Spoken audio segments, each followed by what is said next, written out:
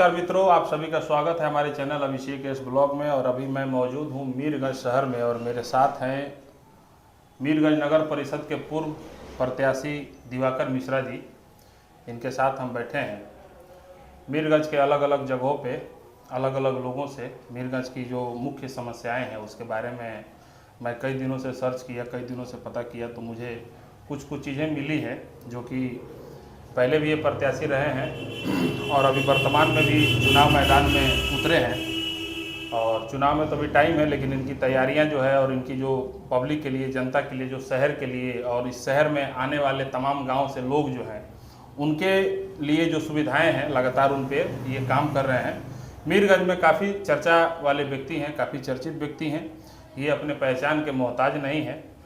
तो मीरगंज शहर से जो कुछ लोगों ने हमें कुछ मुद्दा दी है तो उस पर मैं इनसे चर्चा करूंगा कि क्या अगर मीरगंज की जनता नगर परिषद चुनाव में अगर आपको मैंडेट में लाती है तो क्या इन मुद्दों के साथ आप खरा उतरने का काम करेंगे या उन्हीं लोगों के जैसा गुमराह करने का काम करेंगे। तो सबसे पहले आपका बहुत बहुत स्वागत हमारे चैनल अभिषेक एस ब्लॉग में। सबसे पहले तो आपको नमस्कार और मीरगंज के सभी मतदाता बंधु और जनता जनार्दन को मेरा तहे दिल से नमस्कार। बहुत बढ़िया। तो दिवाकर मिश्रा जी, मेरा सबसे पहला जो सवाल है, मीरगंज नगर परिषद का अहम मुद्दा होल्डिंग टैक्स। होल्डिंग टैक्स के बारे में थोड़ा सा एक सरल तरीके से आप समझाइए ताकि बाहरी लोग भी समझ सके। और होल्डिंग टैक्स इतना ज़्यादा क्यों है, थोड़ा उसके बारे में हमें बताइए कि क्या उससे लोगों को निजात मिलेगी या नहीं। देखिए, सबसे पहली बात है कि पहले तो मीरगंज नगर पंचायत था जी, अभी मीरगंज नगर परिषद हुआ है जिसमें विस्तार करके लगभग 26 वार्ड है। उसमें आपका मीरगंज नगर परिषद के शहर आता है, उसके बाद नरैनिया है, महिचा है, बदरजीमी है, सलेमपट्टी है, आपका पिपरा है, ये सब एरिया आ रहा है। तो उसमें रह गया का कि मान लीजिए शहरी क्षेत्र में कितना टैक्स लगना चाहिए और देहाती क्षेत्र में कितना टैक्स लगना चाहिए। सबसे पहली बात है कि उसमें सुविधा पब्लिक को क्या मिला और किस आधार पे टैक्स लिया जा रहा है जी।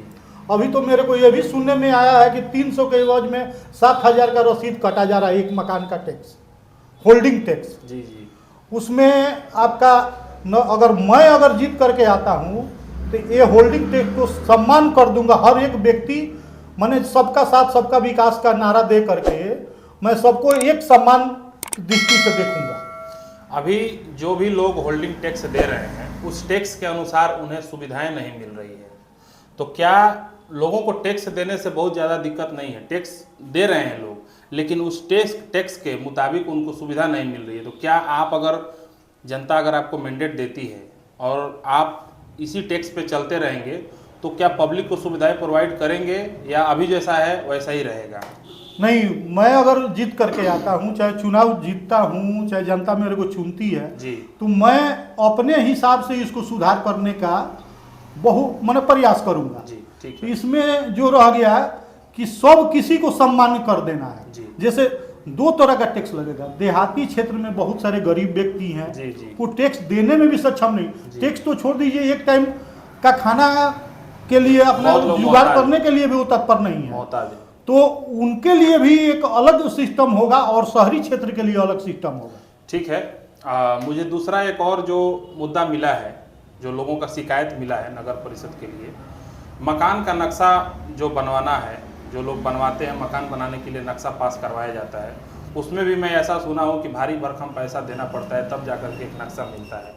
इसके पीछे क्या वजह है? अब उसके लिए मैं भी एक आदमी का नक्शा के लिए मीरगंज नगर परिषद में गया था तो 25 से 30 हजार रुपया एक तला मकान का नक्शा का मैंने वो चार्ज है। अब रियल में रसीद कितना का लोग देता है ये तो मैं नहीं देखा हूँ, बाकी 25 से 30 हजार एक तला का और 2 तला का 60 से 65 हजार रुपया मीरगंज नगर परिषद के द्वारा लिया जा रहा है। अगर मैं जीत के आता हूँ तो इसको एकदम सम्मान्य कर दूंगा और पारदर्शिता कर दूंगा कि आपको एक तला में इतना पैसा लगेगा और 2 तला में इतना पैसा लगेगा और जनता को ये सुविधा मिलना चाहिए। ठीक है।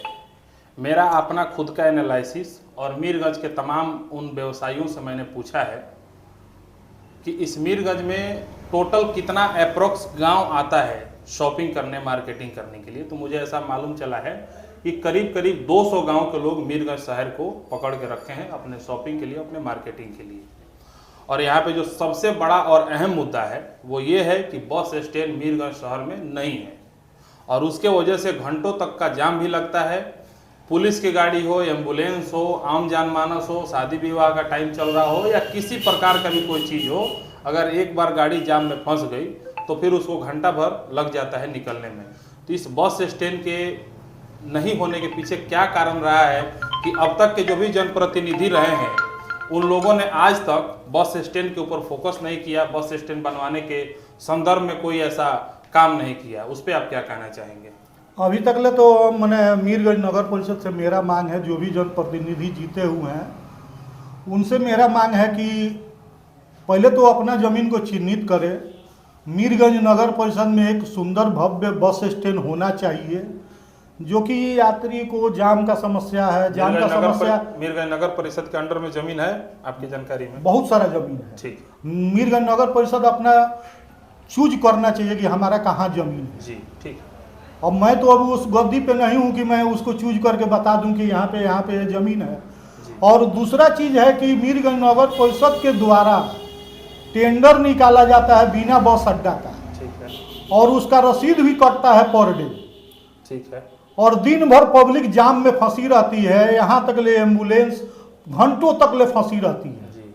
और किसी का जान भी चला जाए तो किसी से कोई इसका मतलब ही नहीं कि जाम की समस्या क्यों लगी है। जो कि वही जनप्रतिनिधि प्रशासन जो भी व्यक्ति है उसी रोड उसी गली गली से बराबर गुजरते हैं। ठीक है।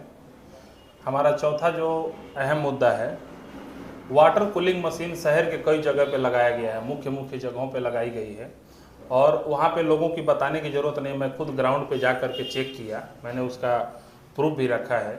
वहाँ पे कई मशीन ऐसे हैं जहाँ पे पानी नहीं आ रहा है। वहाँ के स्थानीय दुकानदारों का कहना है कि जब से मशीन लगा है तब से कभी पानी आया ही नहीं है। कुछ एक दो जगह मशीन हमको मिला जहाँ पे पानी आ रहा था।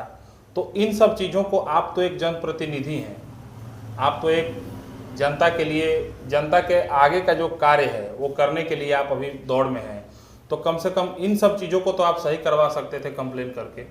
पहले तो मैं अगर जीत करके आता हूँ, सीधा सा बात है, मेरे को अगर जनता चुनती है जी, तो पहले तो मेरा मुख्य मुद्दा रहेगा कि 2 ठो बिजली मिस्त्री नगर परिषद में परमानेंट बहाल करूँगा। बहाल करेंगे जी। उसके बाद एक इलेक्ट्रिकल मिस्त्री बहाल करूँगा।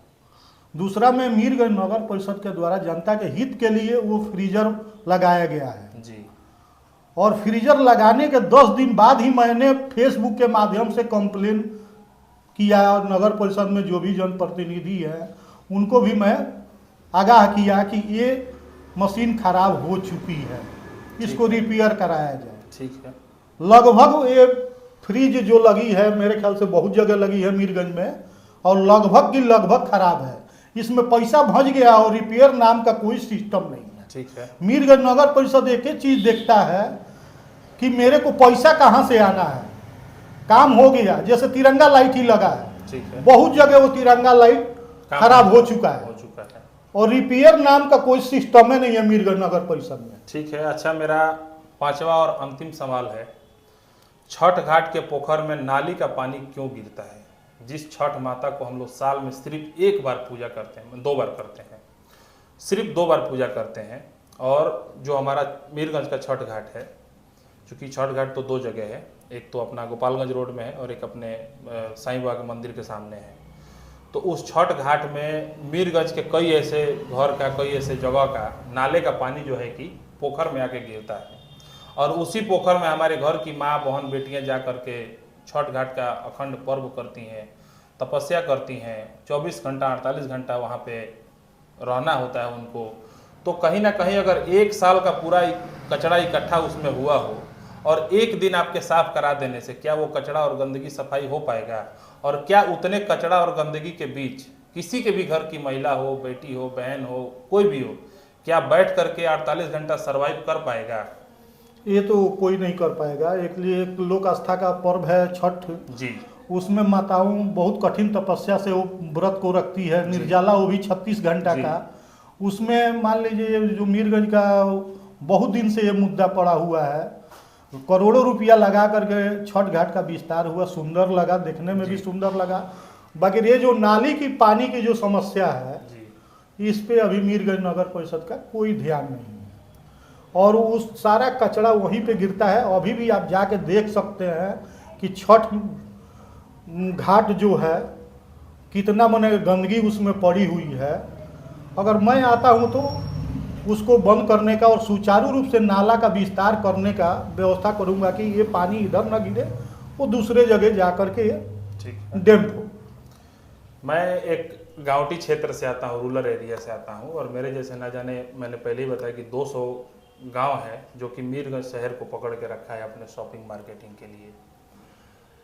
ऐसे में जो भी हमने आपको सवाल आपसे पूछा है वो सारा का सारा जो है कि नगर परिषद के अंडर में आता है। आपका अभी कोई बस नहीं चलता है कि आप अपने अधिकार और अपने बस से कुछ कर सकें, लेकिन आने वाले समय में चुनाव होगा, और अगर मीरगंज की जनता आपको मैंडेट देती है, अगर आपको सत्ता में लाती है, तो जनता आपसे क्या उम्मीद करेगी?